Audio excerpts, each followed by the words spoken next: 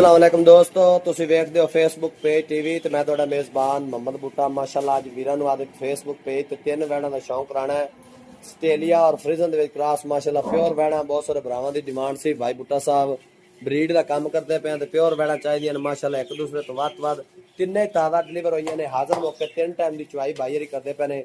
ਜਿਹੜੇ ਭਰਾ ਦਾ ਦਿਲ ਕਰੇ ਮੌਕੇ ਤੇ ਆਦੀ ਚੋਬ ਜਾ ਤੇ ਤਸੱਲੀ ਕਰਕੇ ਜਾ ਸਕਦੇ ਨੇ। ਮਾਸ਼ਾਅੱਲਾ ਤਿੰਨਾਂ ਦਾ ਹਾਜ਼ਰ ਮੌਕੇ 20 22 ਕਿਲੋ ਤਿੰਨ ਦਿਨ ਦੀਆਂ ਸੂਈਆਂ 4 ਦਿਨ ਦੀਆਂ ਸੂਈਆਂ ਨੇ ਤਾਜ਼ੀਆਂ ਡਿਲੀਵਰ ਹੋਈਆਂ ਨੇ। 20 22 ਕਿਲੋ ਤਿੰਨ ਟਾਈਮ ਦੀ ਚੁਆਈ ਜਿੰਦਾ ਦਿਲ ਕਰੇ ਮੌਕੇ ਤੇ ਆ ਤੇ ਤਸੱਲੀ ਕਰਕੇ ਜਾ ਸਕਦਾ। ਫੇਸ ਵੇਖਣਾ ਪਹਿਲੇ ਨੰਬਰ ਵਾਲੀ ਦਾ और दूसरे वाली का वेखना तो माशाअल्लाह ताज सुभान अल्लाह के कमेंट आने चाहिए ने। अल्लाह पाक ने बड़े बड़े तोहफे वीरां दी खातर बनाए ने।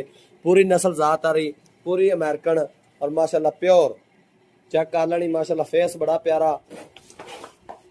बड़ा प्यारा और माशाअल्लाह नस्ल जात वाली तसल्ली करनी मेरे वीरां ने। प्रिंट बड़ा खूबसूरत है। अल्लाह पाक नजरे बाद से बचाए जेड़ा वीर लै जाए अल्लाह पाक उन्हें नसीब करे।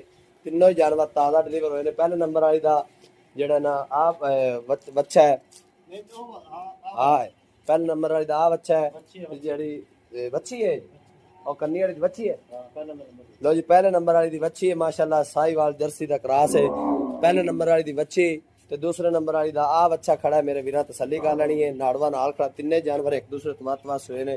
जी तीसरे नंबर वाली उनका बछड़ा अबलक माशाअल्लाह बछड़ा बड़ा खूबसूरत पेटा तो उत्थ भरा हो जाए गां डरदी। तीसरे नंबर वाली का बछड़ा बड़ा खूबसूरत और दूसरा वारा डिलीवर किया माशाअल्लाह जेड़ा वीर लै जाए अल्लाह पाक उन्हें नसीब करे। तिन्ने जानवर तोहफे ने और एक दूसरे तो बाद ने माशाअल्लाह अल्लाह पाक नजरे बासम चाहे जेड़ा वीर लै जाए अल्लाह पाक उन्हें नसीब करे।